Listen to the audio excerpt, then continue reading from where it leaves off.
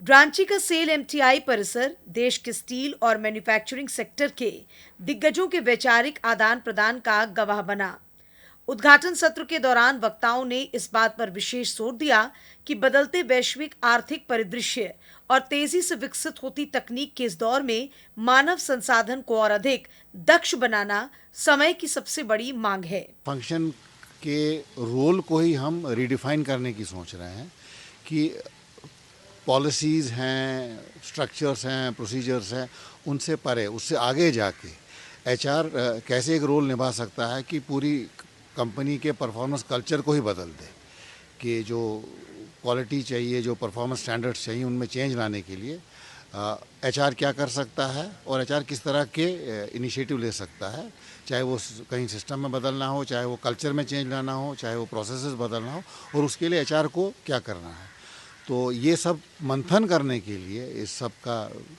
विश्लेषण करने के लिए हमने पूरे सेल से जितने एचआर के लोग हैं, इंक्लूडिंग हमारे सारे मेजर प्लांट्स के जो हेड्स हैं, उन सबको यहाँ बुलाया है। एक ऐसा कॉन्क्लेव, ऐसा एक समागम है जहाँ पे कि सेल से ही नहीं बल्कि देश के मेजर कंपनीज के एचआर लीडर्स आते हैं और उनके अपने best practices, best story share करते हैं, सो दैट कॉन्क्लेव के 2 दिन के बाद हमारे पास एक ऐसा कलेक्शन ऑफ आइडियाज़ है, कलेक्शन ऑफ थॉट्स है जो वर्केबल है, जो हम अपने वर्किंग लेवल में इम्प्लीमेंट कर सकते हैं। इस 2 दिवसीय नेशनल एचआर कॉन्क्लेव में सेल की विभिन्न इकाइयों के साथ साथ कॉरपोरेट ऑफिस के मानव संसाधन प्रमुख और विशेषज्ञ भाग ले रहे हैं। तकनीकी सत्रों के दौरान अधिकारियों ने बताया कि भारत सरकार के इन सभी रणनीतिक प्रतिष्ठानों के कर्मचारियों को वैश्विक प्रतिस्पर्धा में आगे रखने के लिए उनकी ट्रेनिंग और स्किल अपग्रेडेशन को अंतर्राष्ट्रीय मानकों के अनुसार नया रूप दिया जा रहा है। हमें ये सीखने को मिलता है कि अन्य संगठनों में